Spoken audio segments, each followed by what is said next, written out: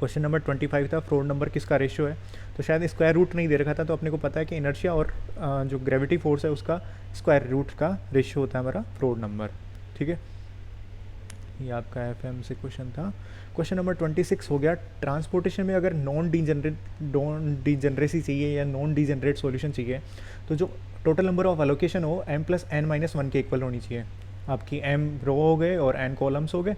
ठीक है, और क्या होनी चाहिए, वो एलोकेशंस इंडिपेंडेंट होनी चाहिए, मतलब कि कोई क्लोज लूप नहीं बनना चाहिए। ठीक है, क्लोज लूप बन गया तो दिक्कत हो जाएगी, वहाँ डिजनरेसी आ जाएगी आपकी।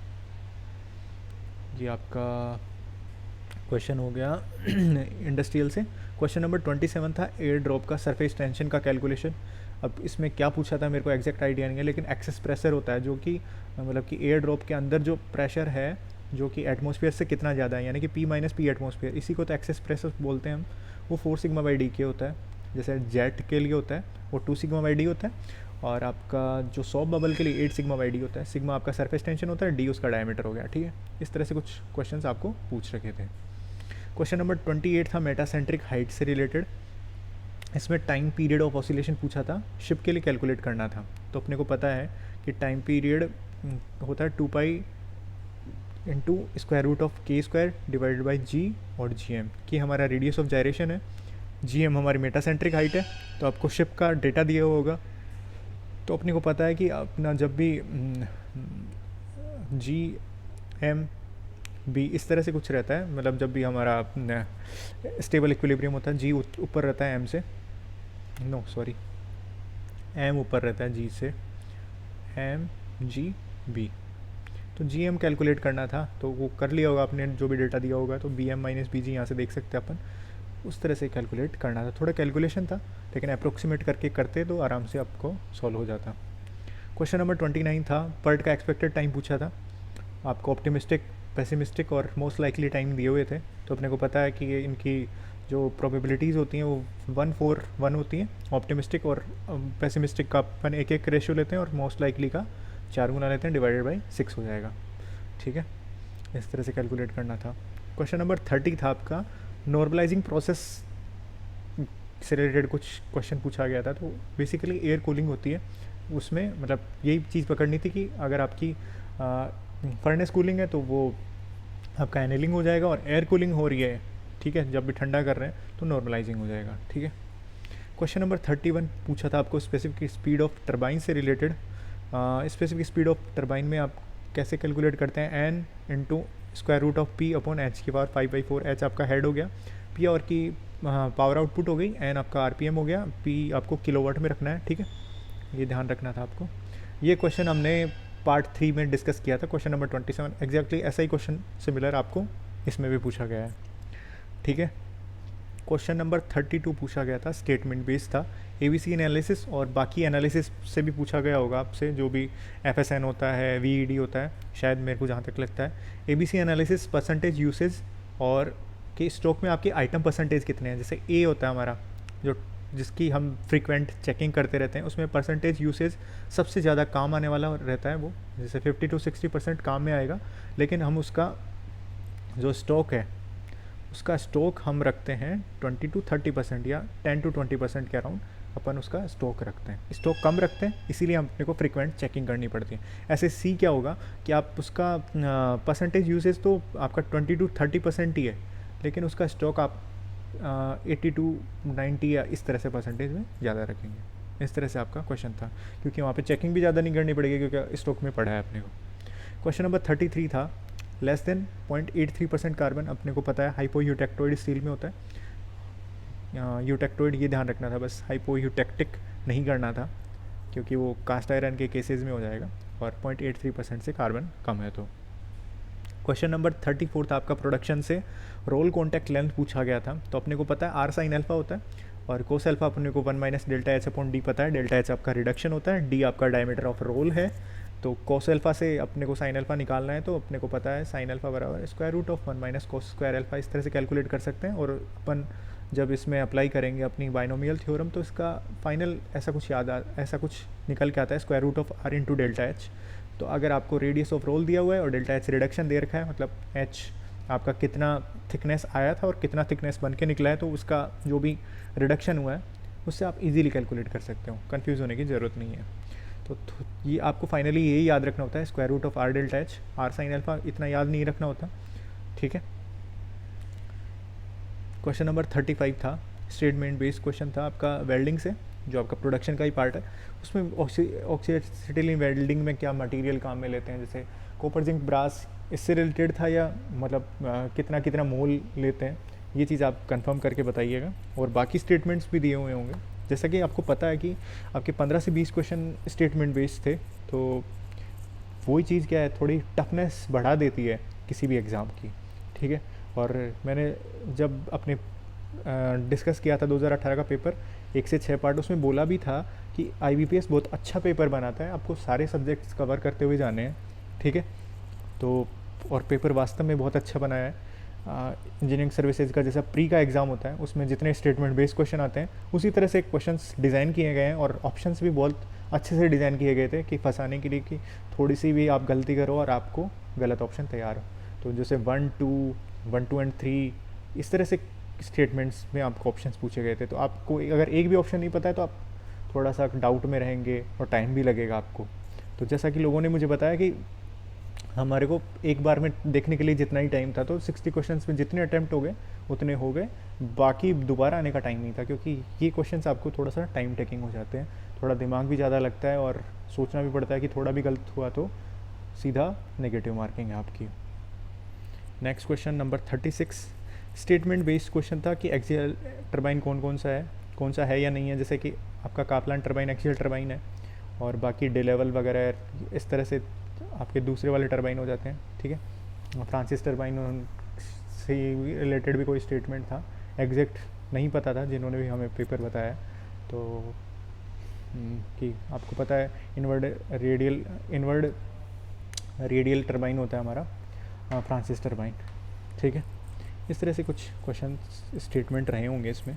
क्वेश्चन नंबर 37 था आपका स्टेटमेंट बेस्ड ही था। ऑटो फ्रीटेज टेक्निक आपकी कंपाउंड सिलेंडर में काम आती है, थिन सिलेंडर में आपकी वायर वाइंडिंग टेक्निक आती है। इससे आप स्ट्रेस कंप्रेसिव स्ट्रेस उसमें इंड्यूस करते हैं, जिससे कि उसकी प्रेशर हैंडलिंग कैपेसिटी भी बढ़ती है और लाइफ भी बढ़ती है प्रेशर वेसल्स की, ठीक है। बाकी स्टेटमेंट भी होंगे, तो मुझे एक स्टेटमेंट मिला है तो वो मैंने आपको बता दिया। लेमिनार फ्लो से क्वेश्चन था, हेड लॉस रेशियो पूछा था, जिसमें 2:1 दे रखा था, कुछ ऐसा बता रखा था, कुछ ऐसा है, पाइप है उसमें 2:1 है, 2 गुना है एक डायमीटर और एक गुना है, इस तरह से। तो आपको पता है कि लेमिनार फ्लो से रिलेटेड पूछा है तो HF ये लगेगा, और वेलोसिटी को हम फ्लो रेट के रूप में रिप्रेजेंट करते हैं, तो Q/π/4d², तो HF अगर लेमिनार फ्लो के हिसाब से देखें तो इन्वर्स प्रोपोर्शनल हो जाएगा, इस तरह से D की पावर आएगी आपकी, ठीक है। और HF अगर नॉर्मली पूछा गया है FLV²/2GD, तो इसका होता है FLQ²/2GD, मतलब 12.1 D⁵, तो यहाँ से तो वैसे हो जाएगा, ठीक है। और आपको लेमिनार फ्लो पर्टिकुलर बोला है, तो HF इन्वर्सली प्रोपोर्शनल टू शायद D⁴ इस तरह से कुछ आता है, ठीक है।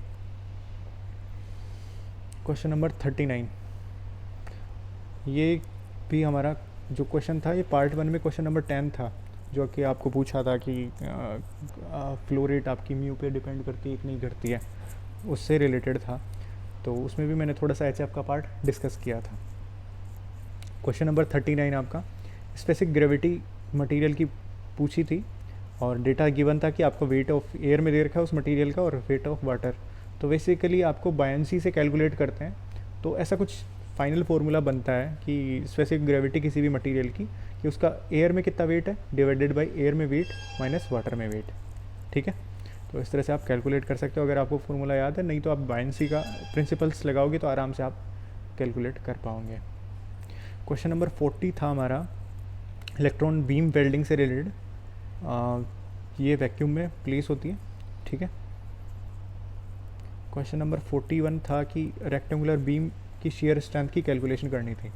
ये क्वेश्चन मैंने पार्ट 1 का क्वेश्चन नंबर 4 डिस्कस किया था, सर्कुलर क्रॉस सेक्शन का पूछा था पिछली बार AEN का जो पेपर हुआ था। इस बार रेक्टेंगुलर बीम में आपको डेटा थोड़ा दे रखा था, लोड दे रखा था, मतलब जो ट्रांसफर शीयर लोड होता है, और उसका पैरेलल एरिया दे रखा था, और आपको पूछा था कि न्यूट्रल एक्सिस पे कितनी शेयर स्ट्रेंथ होगी। तो आपको पता है कि यहाँ पे मैक्सिमम शेयर स्ट्रेस होता है न्यूट्रल एक्सिस में, और वो कैसे निकालते हैं कि एवरेज तो क्या होता है, अगर शेयर स्ट्रेस एवरेज निकालना होता है लोड अपॉन जो आपका पैरेलल एरिया है वो कैलकुलेट कर लिया और उसको 3/2 से गुना कर दें तो मैक्सिमम शेयर स्ट्रेस मिल जाता है हमारे को कहाँ पे, न्यूट्रल एक्सिस पे। इसको शेयर स्ट्रेंथ भी बोलेंगे क्योंकि मैक्सिमम शेयर स्ट्रेस इतना लग सकता है। क्वेश्चन नंबर 42 था हमारा, स्टेटमेंट बेस्ड था ह्यूम रूथरी रूल से कि कभी भी एलॉय बनाना है तो जो भी दो हमारे बेस मटेरियल्स हैं या बेस मेटल्स हैं उनकी जो आपकी रेडियस होती है एटॉमिक रेडियस वो सेम होनी चाहिए और कंपोजिशन सेम होना चाहिए। तो इलेक्ट्रॉन नेगेटिविटीज़ का डिफरेंस ज़्यादा होना चाहिए कम होना चाहिए, वो सारी चीज़ इस क्वेश्चन में पूछी गई थी। ठीक है, ये स्टेटमेंट बेस्ड क्वेश्चन था। बाकी आप मुझे बताइएगा कि क्या क्या स्टेटमेंट्स दिए हुए थे इस क्वेश्चन में। क्वेश्चन नंबर 43 था हमारा मोहर सर्कल से रिलेटेड। उसमें जो मैक्सिमम शेयर स्ट्रेस प्लेन होता है उस पर आपका या तो रिजल्टेंट स्ट्रेस पूछा था या नॉर्मल स्ट्रेस की वैल्यू पूछी गई थी। तो आपको कुछ नहीं कि अगर रिजल्टेंट स्ट्रेस पूछा गया है तो जो भी उस वैल्यू पे सिग्मा और सिग्मा कोमा टॉ की वैल्यू है उसकी डिस्टेंस अगर आप निकाल देंगे आपके ओरिजिन से तो आपका रिजल्टेंट स्ट्रेस बन जाएगा। और कि जब मैक्सिमम शेयर स्ट्रेस होता है उस पर कुछ ना कुछ आपकी रिजल्टेंट नॉर्मल स्ट्रेस भी बनता है। तो अगर नॉर्मल स्ट्रेस पूछे तो आप इजीली बता सकते हैं। क्वेश्चन नंबर 44 था एपिसाइक्लिक गियर ट्रेन की डिग्री ऑफ फ्रीडम पूछी थी। तो 2 होती है या ऐसा ही कुछ क्वेश्चन आप बताइएगा अगर ऐसा कुछ ही था तो।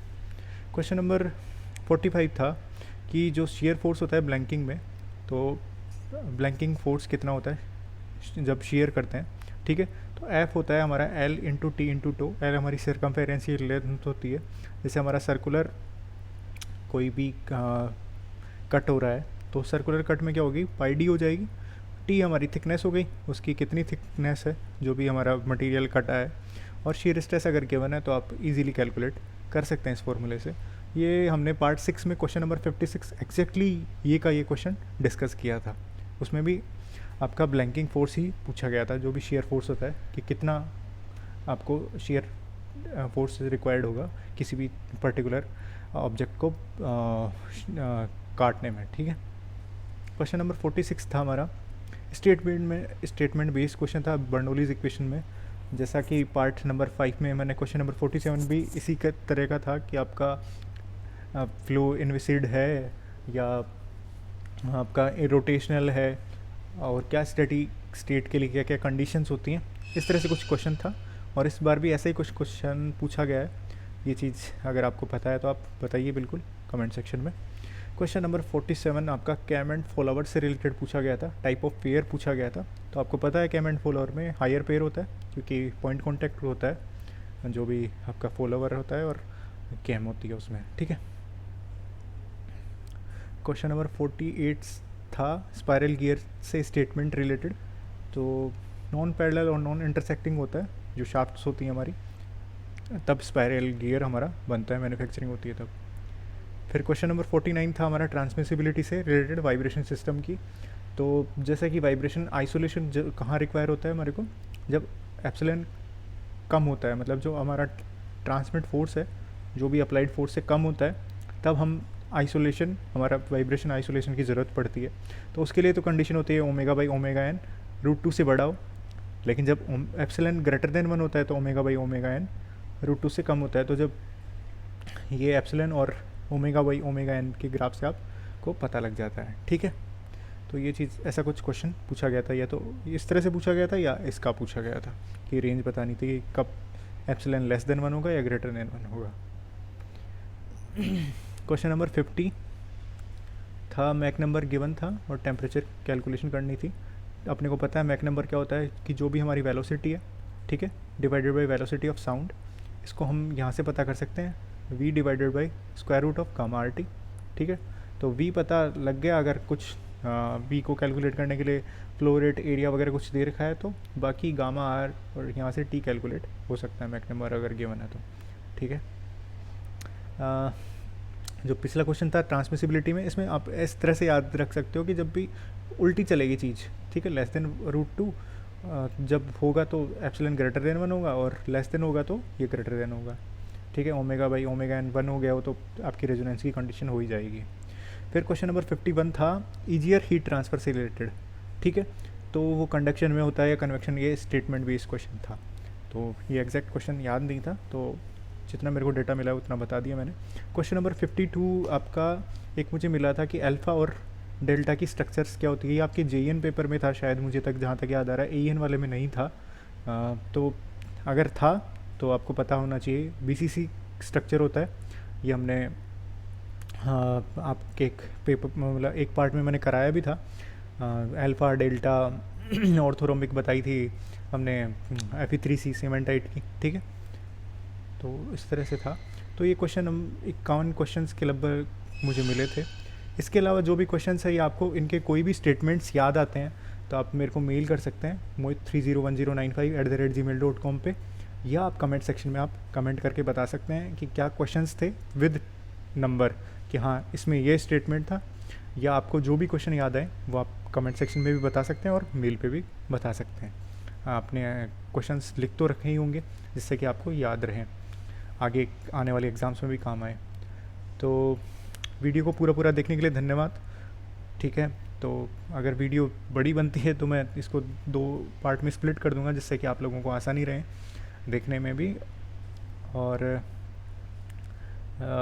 आई होप आपने अगर 6 पार्ट मेरे जो पिछले पेपर के डिस्कस करे थे अगर वो देखें तो आपको थोड़ी आसानी रही होगी क्वेश्चंस को हैंडल करने में, और एक ब्रीफ आइडिया मिल गया होगा कि पेपर किस तरह का आता है RVNL का। और IBPS ने इस बार बहुत अच्छा पेपर बनाया, लेवल बोले तो मॉडरेट से टफ की तरफ ही रहा है, थोड़ा टाइम टेकिंग रहा है स्टेटमेंट क्वेश्चंस की वजह से। तो अच्छा लेवल मान सकते हैं EN के लिए, बहुत अच्छा पेपर रहा है मैकेनिकल साइड का। और आपका नॉन टेक भी बहुत अच्छा पेपर रहा है, जिस तरह से GK आई है और अदर पार्ट्स भी आए हैं। तो एक बहुत बढ़िया पेपर था। और जिन्होंने एक्यूरेसी के साथ पेपर किया है, चाहे कम अटैम्प्ट करें हों, ज़्यादा अटैम्प्ट करें तो थोड़ी गलती होने के चांसेस रहते ही हैं। तो अगर ज़्यादा अटैम्प्ट करें आपने, अगर आपकी तैयारी अच्छी थी तो आप अच्छा स्कोर एक्सपेक्ट कर सकते हो।